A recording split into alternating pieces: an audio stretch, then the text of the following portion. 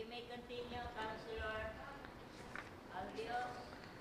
Okay, Madam Chair, considering that the main proponent of the recommendation of the committee to abolish the position is not around, the Honorable Rosales, may I move that we defer consideration on this and we proceed with the No. next. No na kita. Tano ta kaipuhan na ano? Anyway, it's the plenary that will approve the budget. Honorable Del Castillo. It's not good for the city that we remove the appropriations for We some abolish. important positions of the City Government of Naga. We are sending a very, very wrong signal. So with that, Madam Chair, I move that we restore all appropriations to those positions. Any second? Okay, approve. Honorable Benafe. Comment, sir. With due respect to Honorable Del Castillo, I voted for the abolition during our committee hearing because during the time we asked the budget officer when when the administration can allow for the filling up of those vacant positions, because during this time the positions are vacant, and his answer to us was there is no intention of filling it up during the whole year 2023. That is why Honorable Rosales moved for the abolition, since there is no intention of filling the positions for the year 2023. And we concord on his position. Because anyway, there was no intention to fill up that position for the year 2023. That was the reason why we voted for the abolition. But we considered mandatory and regulated positions to be retained. And that the abolished positions, upon availability of funds for filling up of that position, will be revived. Thank That was you. the considerations, Madam Chair. Okay, thank you, Honorable Benafe, for your comment. So, retain si mga positions. Approve. Next item. Okay, Jason, duman tabi sa recommend disposition. With the motion for the restoration of the vacant positions being approved by the plenary, the second disposition for the approval of the funding plan for FOL and electricity is deemed most academic, Madam Chair. So then, Okay, Honorable Del Castillo. In with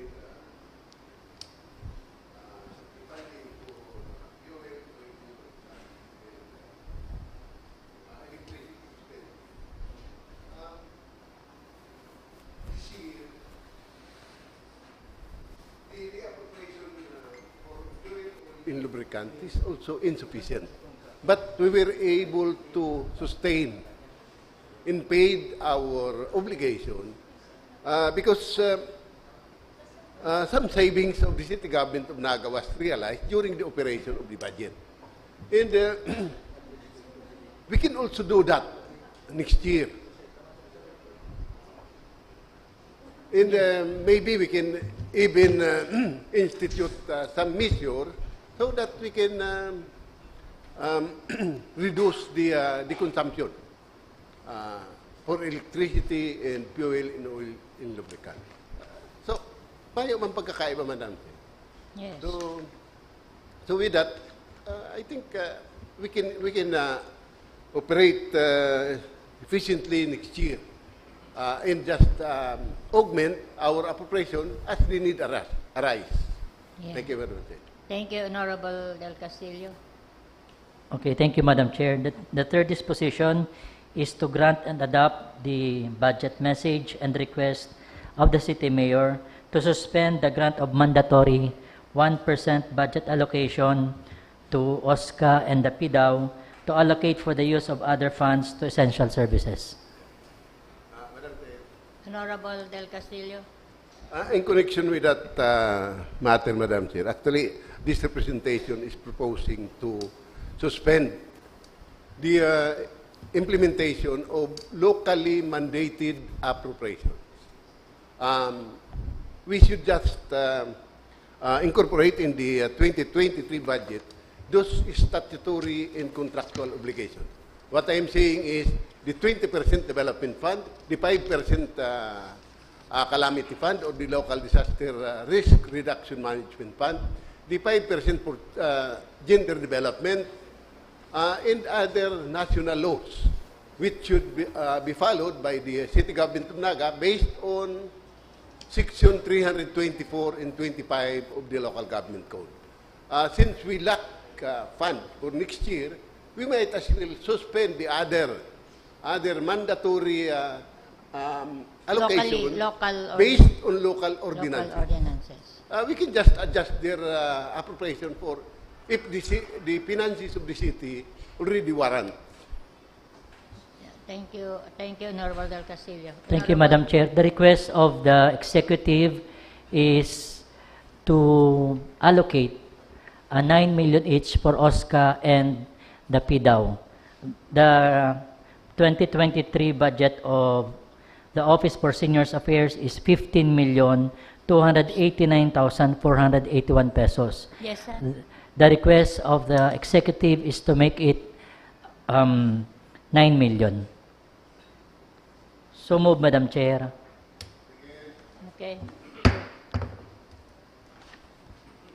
And another request for the Office of the Persons with Disability Affairs Office, the current appropriation is 17,917,815 pesos. The request of the executive is the same amount with the OSCA of 9 million pesos. So move, Madam Chair. Any second?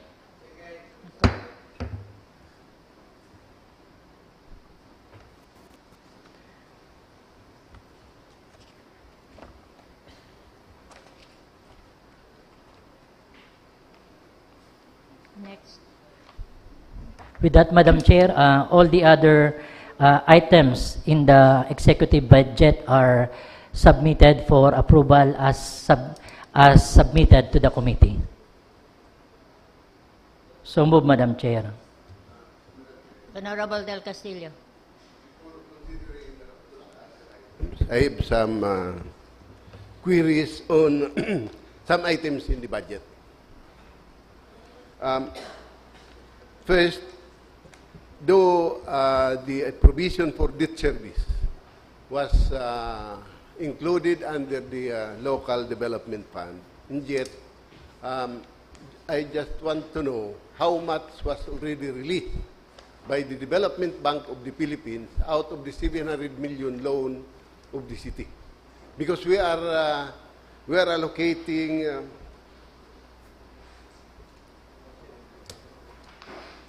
700 million only. Based on the statement of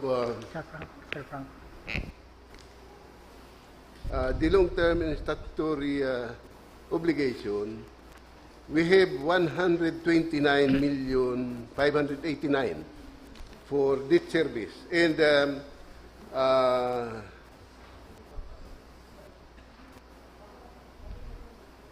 118 of that, Madam Chair, correspond to the principal and interest payment for the loan, the BP loan. So, how much was already released out of the 700 million loan of the city?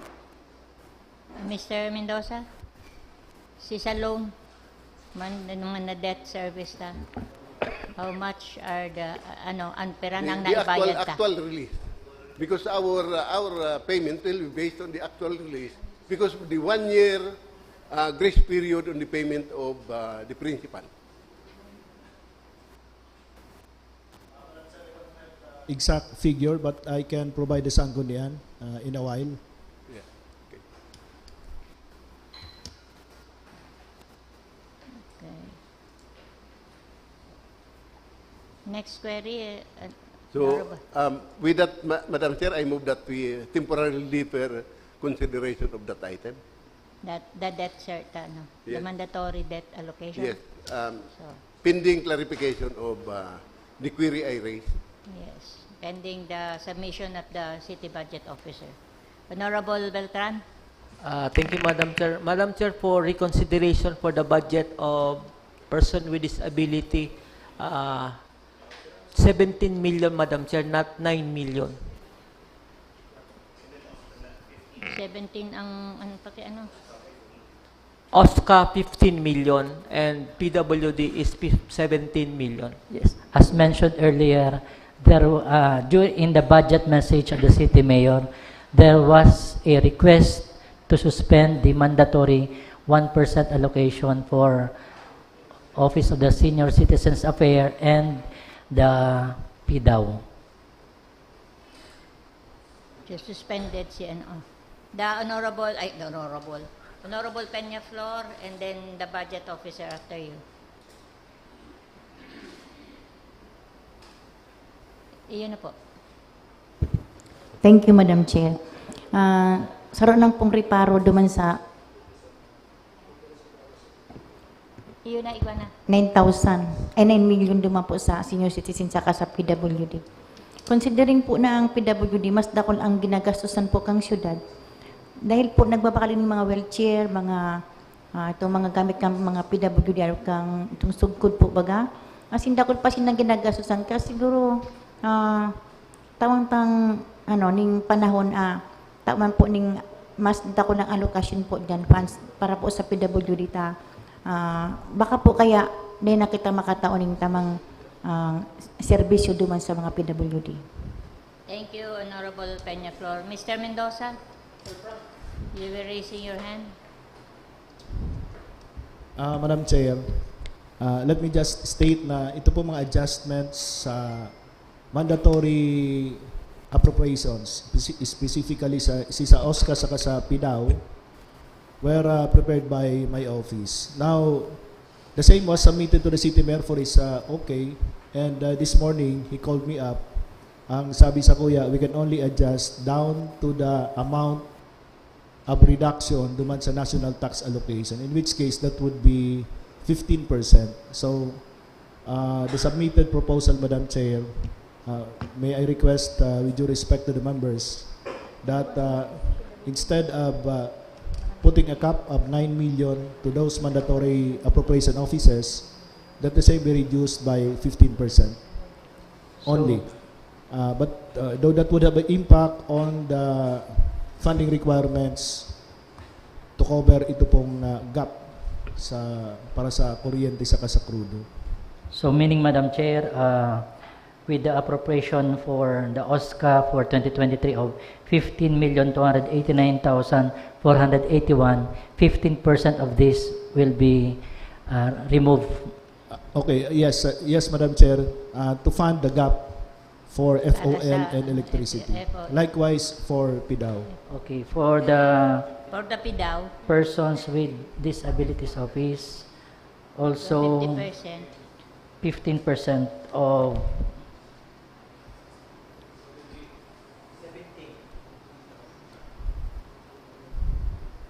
The explanation of the city mayor is that considering that those offices have clients which they serve, mas madali lang ipaliwanag kung papadatulan ta si reduction sa NTA rather than kung kita mismo masabi kung pirang ibabawas. So, pera na lang ang PDAW. Kung less than 15%. 70 mas 15%, 15 million. 15 million.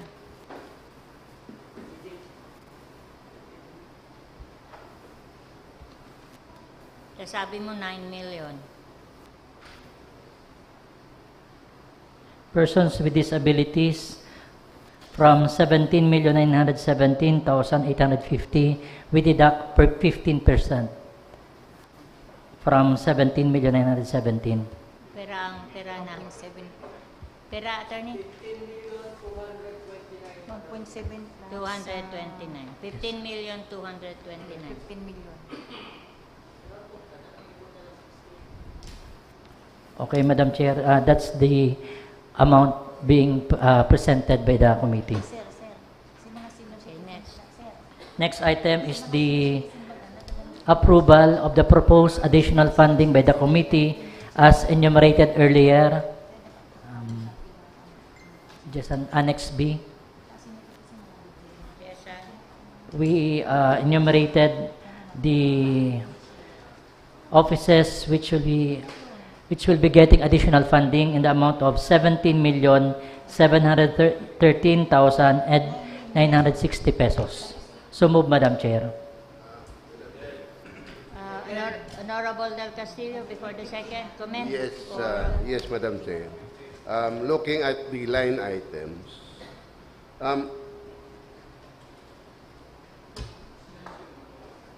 under the Sangguniang Panlungsod, if we already paid our term dues this year, we will not be needing this 1.450 million pesos. Dakula naman ini, Madam Chair. Kung nabayaran tala si term dues. Because yun man lang to ang medyo dakula. The other component of this should only cover for our traveling expenses during attendance to PCL, in NMYL. MYL, in the Vice Mayor's League of the Dahil pa ako Philippines. nabayad. Hindi, dikit sa May namin yan, 30 Madam million Chair. ako, ay Kaya 30,000. ako ani sa iling ko kung i-retain ta si 1 million pesos, it will suffice. I think it will suffice. Okay. During the consolidation meeting of the committee yesterday, the Honorable Del Rosario requested for this amount. Sabi niya, dakol kita mga activities sa PCL this coming year. Okay.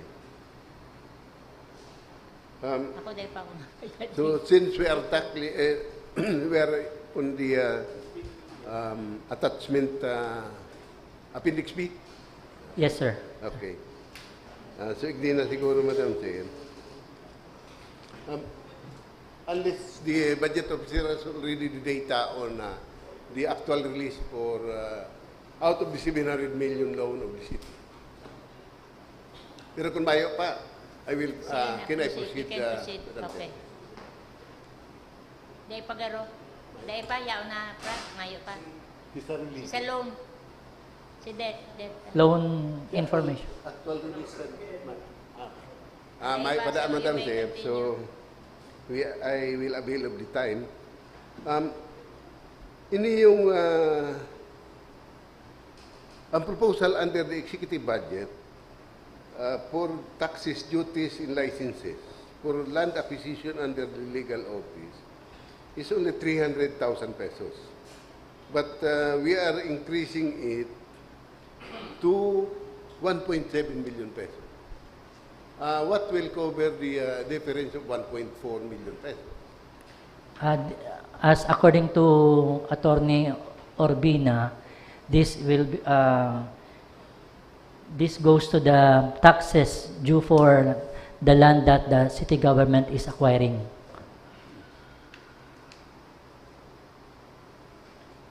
So, taxes. Taxes for capital gains tax, documentary stamp tax, what kind of taxes?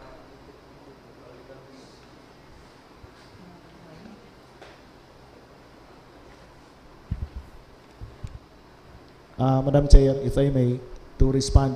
Ito pong 2 million na piglag sa City Legal Office that would cover documentary stamp tax and capital gains tax. Sa experience na kaya, may mga binakal kitang daga, mayong provision for those taxes na pwedeng ma-charge na sa moyang opisina. Okay, okay. So, para mabayadan tatulos yung mga buwis within the prescribed period.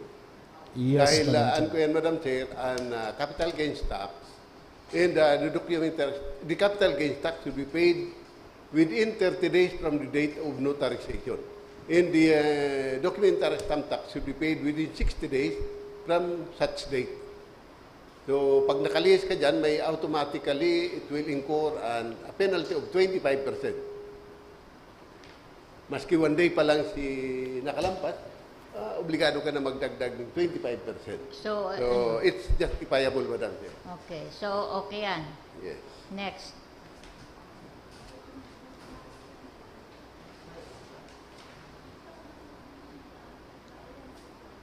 As to the proposal of the Honorable Albios, Yes, I have no objection to that, Madam so Chair. no objection that it was On approved. the city legal office. Okay. But I have still some observation on the other office. Okay. You may continue. On education, scholarship, and sports office, the executive budget proposes 20. 17,500, but the committee is proposing that we increase from 17,500 to 285,460. Madam Chair. What will Increase? what's the reason behind? The appropriation for the other supplies for 2023 is 17,500. The ESO is requesting for 630,000 pesos for their other supplies, and there is a gap of 612,500. The committee is only recommending to grant 285,000. What kind of supplies is this, Madam Chair? 7,000. Those supplies refers to the IT equipment which the office is requesting. Computers, printers. Dati po yan charged sa capital outlay, but with the threshold being lowered by COA to 50,000. Para, kumbaga dapat 50,000 and above capital outlay, kaya kung below, other supplies ang treatment. So that's the reason why kung hilingon karon dakula si naglaog sa other supplies. And so with on the same office, Madam Chair, the proposal under the executive budget is 20 million for scholarship. It will be increased to 2 million. How many, siguro mas nakakaaram ang executive kung pirang scholar and to be covered by this 20 million pesos. Jason, So what's the reason for increasing it by 2 million pesos? Jason Paquin. Okay. As submitted by Mr. Pepen Aguilar, ang appropriation for this year is 20 million. Kailangan nangyayari, pigbabayad ta siya duman sa backlog kang previous year. So, sangon niyang nga po baga, si pig-present sa tuwi kang 2 previous sessions, kulang pa kita ning around 9.8 million. Ang pig-appropriate lang is 4.3. So, makulang pa ning 4.5 million. Kung ina yung 20 million data dadagdagan, magagamit na naman siya pambayad lang sa payables for this year. Nakalagman tabi dyan, Madam Chair, si per school. Ano ka nila tama ni ano ni Si mga sa So scholar. how many scholars? 329 scholars. 300. 29. Eh, 329, 4,770,000. 4.770. Yeah. 4.7. Kaya 4,770,215 pesos in 30 centavos. So that amount is good for 329 scholars. Yes, Madam Chair. For the whole academic year. For one semester alone, One Madam Chair. semester. So pag kung duwan sa naman ng semester, that's This is around. less than 10 million pesos.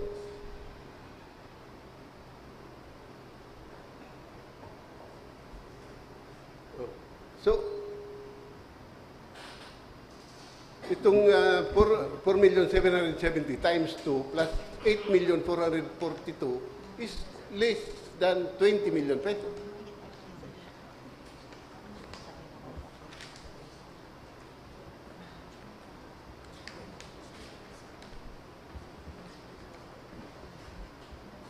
Jason, pa kay ano daw sa first page? Sabi.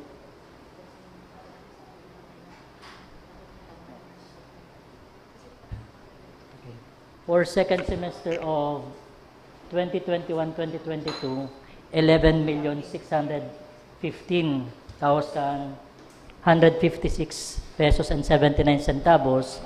May backlog pa from previous year of 8,442,156 and 568 pesos.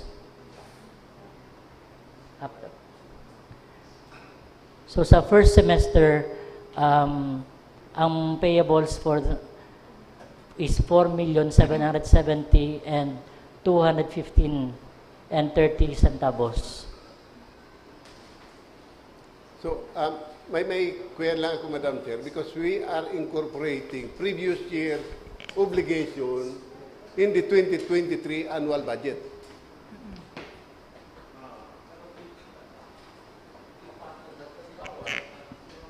Yes po, para ma-cure ta na sa this coming year, dahil na kita magkakayong backlog, kaya pigdagdagan ta na po si budget. Otherwise, si budget for 1 year na naman kang ESO for scholarship this 2023, ibabayad man naman lang sa utang mo niya na taon. Where in fact, igwa pang nga kitang balance. So at least kung madagdagan ta ng 2 million, ay balance ng 4 million, ang makulang na lang kita additional of 2 million pesos.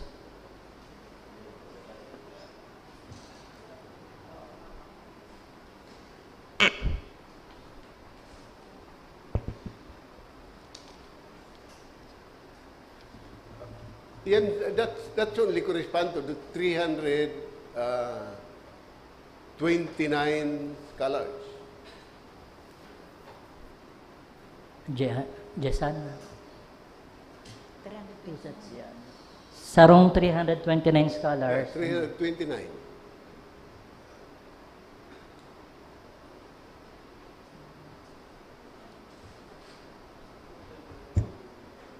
And 811. Yeah, 20 million. Actually less than 20 million. 11,615,576 and 79 plus 8,600,000 plus. Or, yeah. Mga 20, around 20. Oh, around 20. Around 20. That's why I'm asking why we are increasing it by 2 million. May backlog pa kita the other years. Sir. But it might be a violation of the principle that previous year's obligation should be funded out of the surplus for previous year's operation.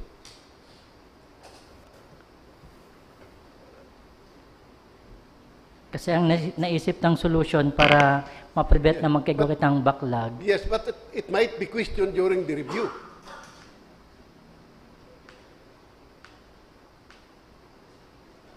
Specific pati duman sa detail. Yeah, kaya baka akong because of that, partially ma-declare inoperative ang budget kan city as far as that office is concerned.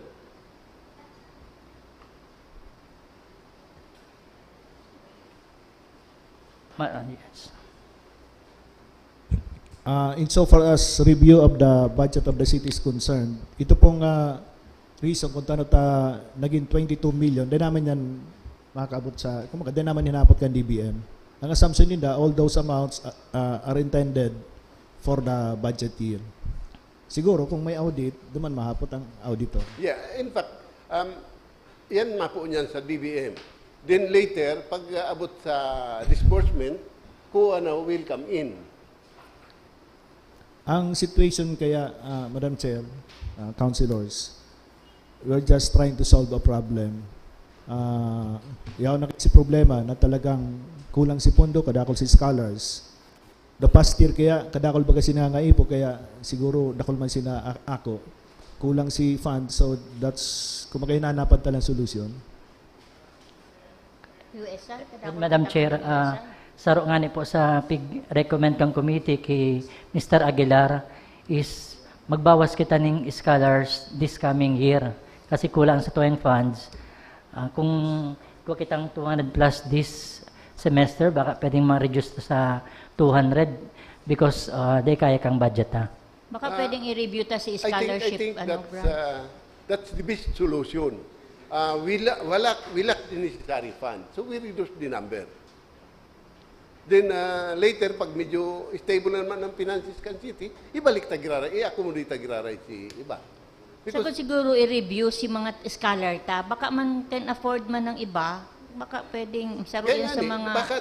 Baka hilingon giraray Oo, hilingon giraray, mga si mga financial scholar. capability kang Because, scholar. Madam Chair, our national tax allocation reduced by 8%. 146 million plus. From more than a million to just to 866 million. A reduction of 146 million pesos.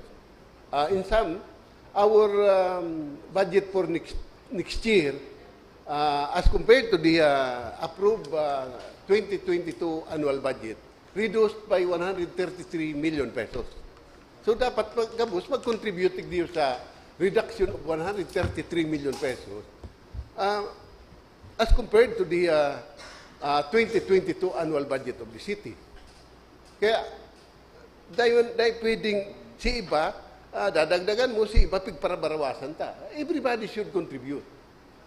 Except itong mga statutory and contractual obligation because we are required to appropriate fund for that purpose.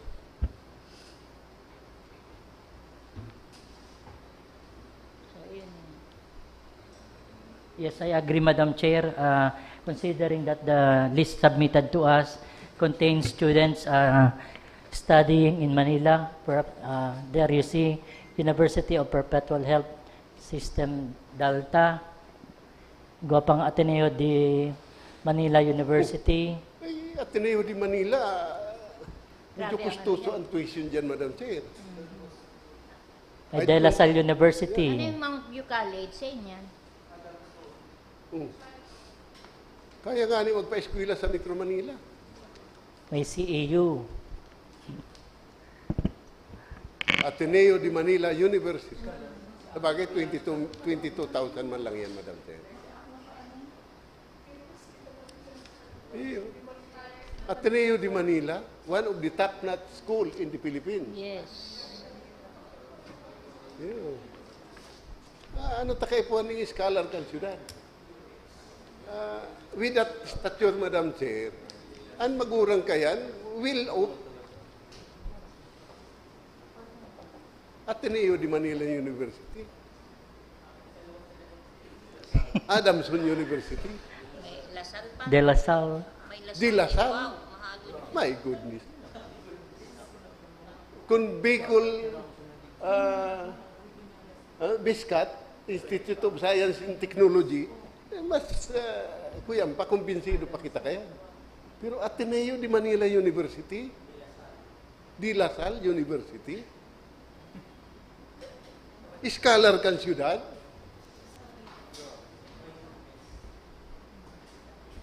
I think we should review our policy, Madam Chair. Oo. Tano ta, dain na lang ko ta digdi si mga school within Ako, Bicol. with what the details shown this afternoon, I'm not comfortable to agree with the increase of 2 million pesos.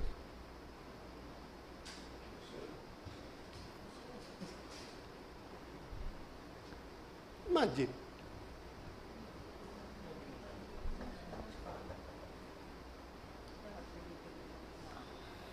Sisi may aki sa tuya di nagpa-adal sa Ateneo de Manila University.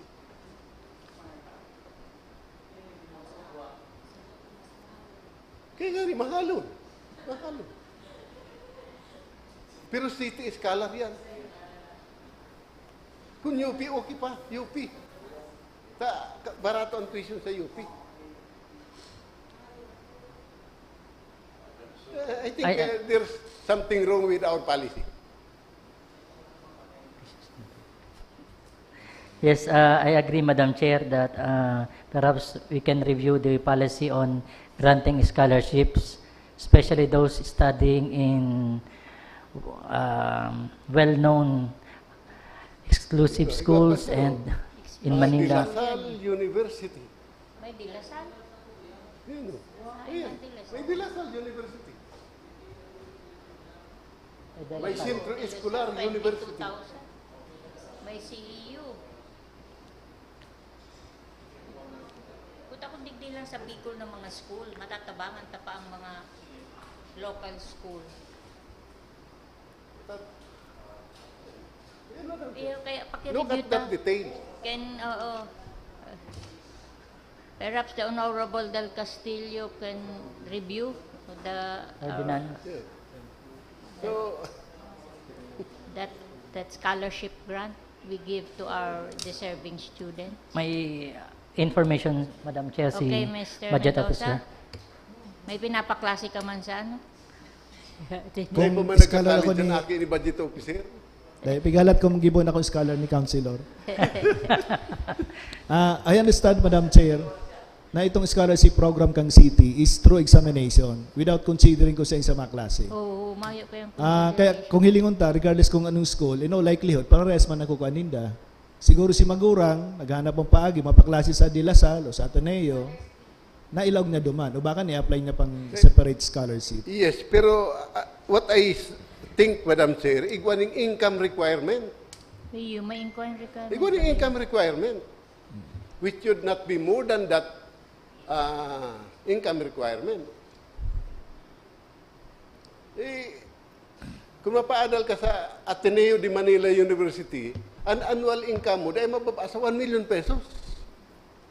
Ang mga schools, nagkahagad Yes. yan. Araw So- sa scholastic.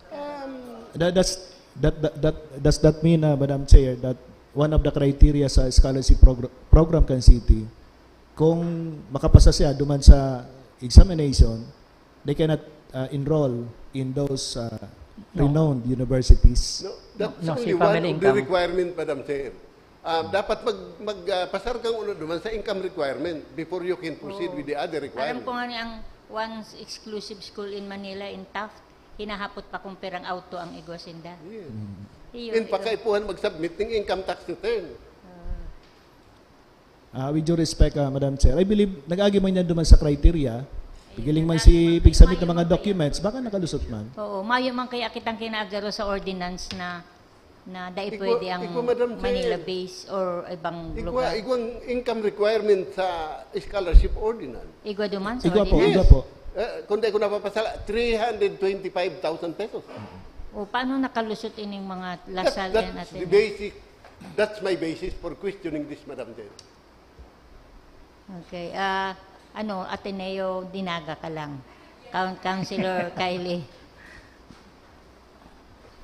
Prepared to study in Manila also, Madam Chair, pero I know of my classmates who applied for scholarships. That's why they were, halimbawa po baga kaya you graduated with honors sa Arugian, they're giving parang scholarship to them, kaya nakaka-low po sinda dyan. However, bako man po yan si 100% scholarship, maybe that's why ano pa po sinda didiyo sa city ta pandagdag pang bayad sa tuitions ninda.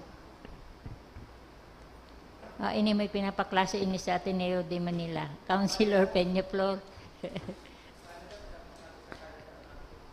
Wow. Iguana. Maya. Ay, nawara. Thank you, Madam Chair. Ako po nagpaklase sa University of Santo Tomas. Scholar po siya dumam, pero mas dakol po ang gastos lugod kang magurang kisa sa tuition. Kasi po ito pong mga pagpalaba, pag-istaran, mas dakol po to sa maintenance po. Kaya po, garo, daya ko uyon duman sa scholar kang syudad na pinapaklase sa ibang lugar.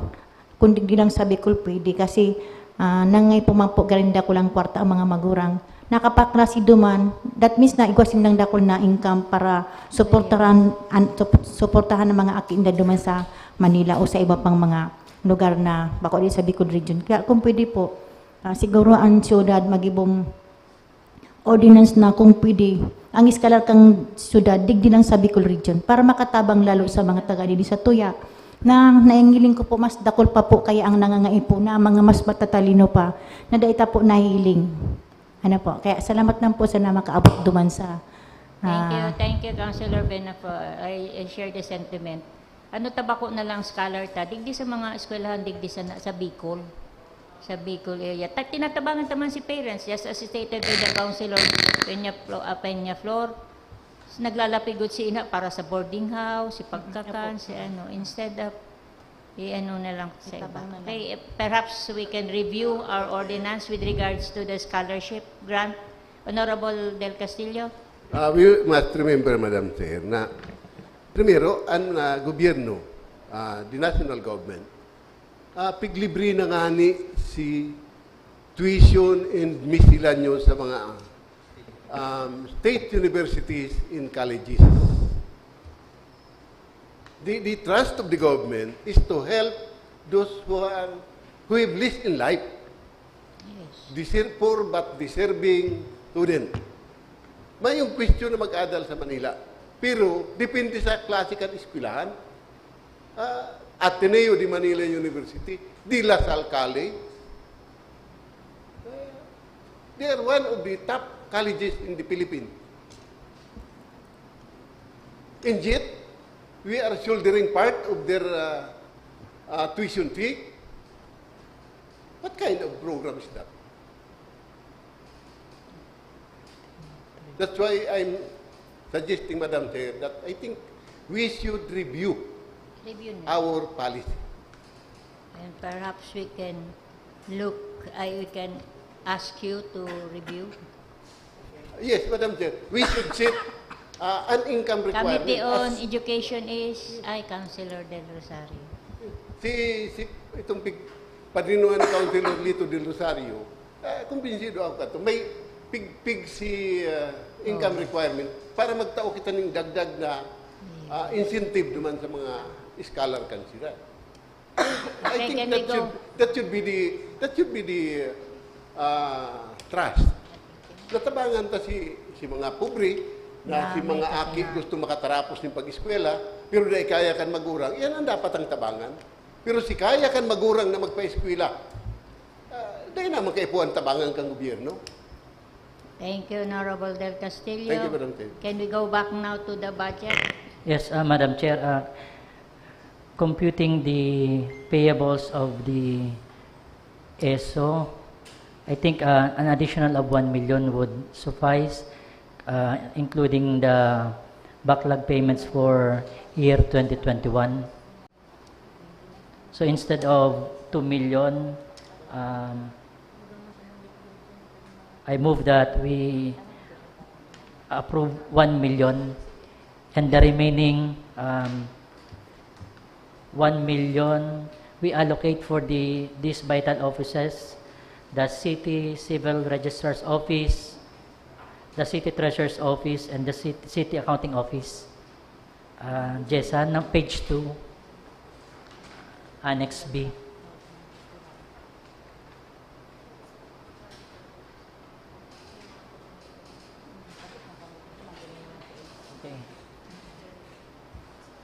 Yung Civil Registrar's Office, nagre-request din ng additional 195 pesos dahil sabi ninda na re-require man ninda ang expenses sa mga pigbabayadan ka mga kliyente sa birth certificates, death certificates na pigi-issue ninda.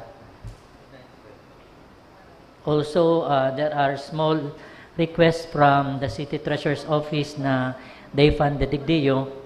For instance, in travel expenses of 80,000, the training expense of 30,000, other supplies of 180,000, postage of 13,000 pesos. Ang city assessor is needing a printer in the amount of 32,000 pesos. Sabi ninda, nagsusubli na lang sinda ng printer sa City Treasurer's Office. So I think itong 1 million kaya nang mapanuan ini yung digdi sa from item 6, 7, 8, 9, and 10. Madam Chair.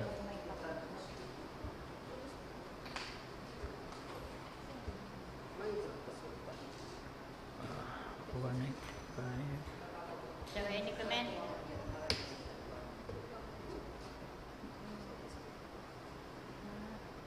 Any second to the motion? Okay, next. So, 1M lang sa ESO. Sir Frank, available na po itong regarding sa loans. Yeah, na. Okay, can you give it to the Honorable Del Castillo so we can dispose of the matter?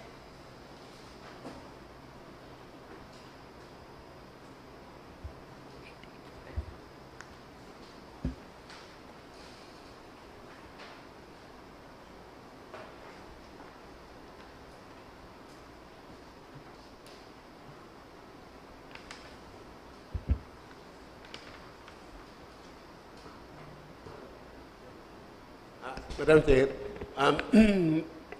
excuse me. My query a while ago is how much was the actual release ending this year from the 700 million loan from the Development Bank of the Philippines?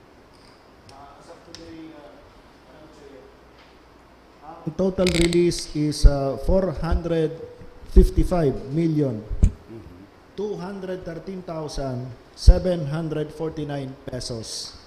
Igwapakitang balancing 214,767,829 representing Naga City Hospital sa kasi lot acquisition for socialized housing. So, That's around 15 years, that's 15 years to pay. So, our grace period is only for 1 year. Ang grace period, ang ano? so for 2023, with 455 million loan, the principal that will due on 2023 is 30.33 million pesos for the principal. But the appropriation is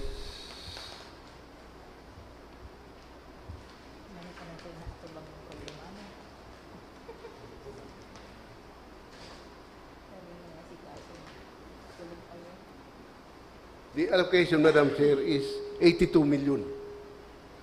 Sobradong malaki yung 82 million for the principal and 36 million for the interest. Though this is included in the local development fund, and yet sobrado maraming allocation. That figure, Madam Chair, was on the assumption that the entire 700 million pesos would be released by end of the year. And we requested DBP to provide us with the amortization schedule for next year. In fact, ang pigtaw ninda sa muwi halangkaw over 100 million. Pero the same with Councilor Del Castillo, karon niya ako halangkawon man. Pero 124 million si pigtaw sa muya. Kaya I am basing my computation, Madam Chair, on the contract that we entered into with DBP. The loan is payable for 15 years with 4% interest per annum with 1 year grace period. So, kung pig-release ini 2022, dahil pangani ang principal 2023 because of the 1 year grace period. But nonetheless, mas maray sa partikan syudad na bayaran na si principal because it will reduce the amount of interest that we will be paying. Pero sa iling ko, Madam Chair, nakulaon na maray. Madam Chair, as I said, that figure came from the bank. Siguro for now we can retain it as is, and when the amount of the loan is released, we will request for a review of the schedule and adjust the appropriations if need be. Yes, Madam Chair, I will agree to that, provided that the Local Development Council take a look on the details because this will pass through the Local Development Council dahil nakapalaman siya sa Local Development Fund. We will do that, Madam Chair.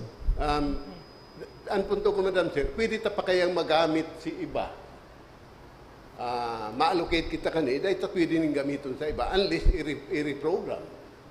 So, may mga kaipuan kitang pandingan for 2023 na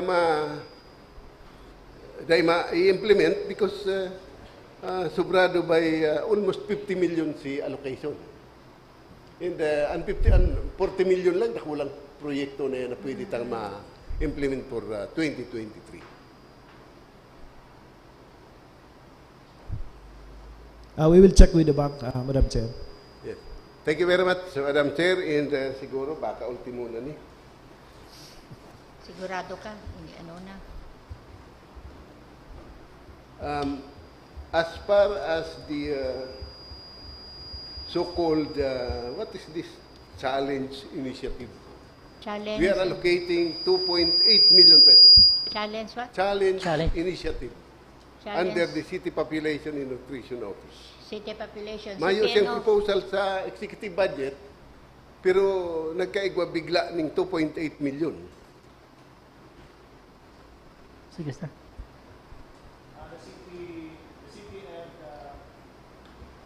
A foundation, I think Swilig.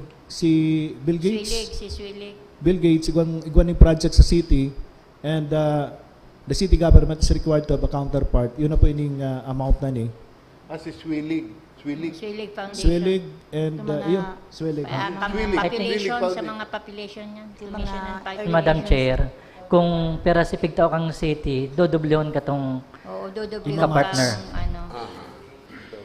So at least malinaw, Madam Sir Satoya, na ini yung 2.8 million to be appropriated for next year. And Swilig Incorporated, matao man sa to ng 5.6 million. Yes, Kumbaga, yes, arrogancy, sabi ni Councilor Rayan. Si ano Yeah. nila. Pero araw ka yan. So, it will benefit really the city. Pero Yes. Pero mas maray na malinaw sa tuya na araw kayo ng sitwasyon. may pinirmahan garo si Mayor ning mawad dyan. Iguana. Yes, Madam Chair. Mas dakulong ka ng programa. So, Hindi na daw kita matapos na. Early pregnancy saka garo useful. Any other? Last na siguro, Madam Chair. Ay, salamat. Ay, salamat. It will be almost 2 o'clock. And kung matukaw kaya ako, Madam Chair, kaya na kumahapot ito. Oo, sige. Okay. Taan ko man pagkakataon si mga pag-iriba na maghapon. Mayo naman garong hapot yan.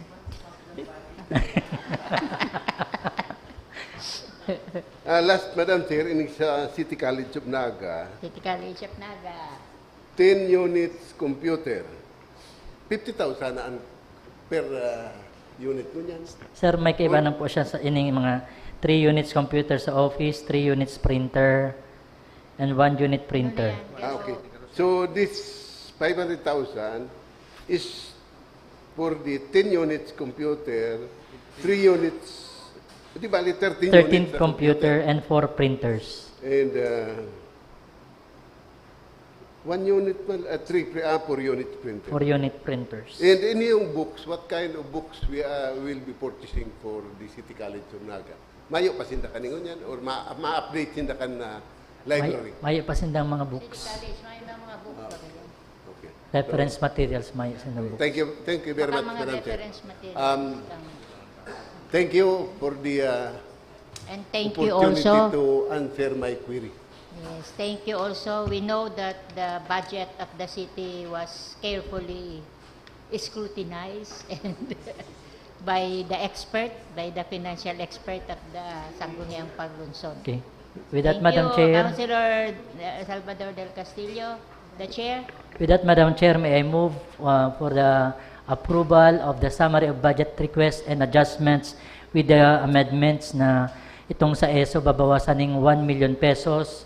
That would be funded for the small request of the City Civil Registrar, City Treasurer's Office, City Accounting Office, City Assessor's Office, and the Solo Parents Program. The remaining 1 million will be spread out. So move, Madam Chair. Any second? With all the amendments, Madam Chair, including the restoration of the vacant positions, the reduction in the annual budget of OSCA and PDAO by 15%, and with the amendments in the summary of budget requests and adjustments, may I move for the approval of the 2023 annual budget of the City of Naga in the amount of 1,511,570,780 pesos. So move, Madam Chair. On joint and collective? On joint and On collective. joint and collective motion. Approved. Thank you, Madam Chair. Honorable Albios and the rest of the members of the Committee on Appropriation. Thank you for the grueling budget hearing that you have conducted to come up with the budget of the city. Thank you. And Mr. Frank Mendoza, thank you also. So, next item, Nominal voting. nominal voting. Prepare all resolutions and ordinances to nominal voting and move for its approval. Any second. Next item, Move to adjourn, Madam Chair. any second. Session is now adjourned.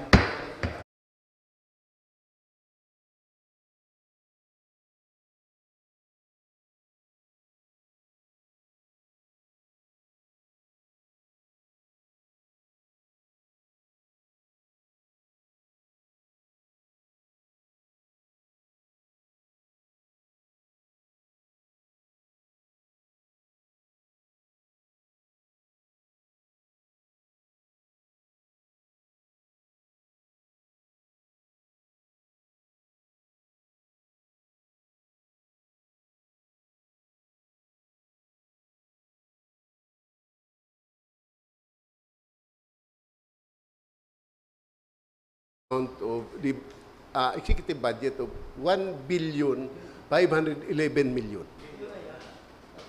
We are not talking of any other amount.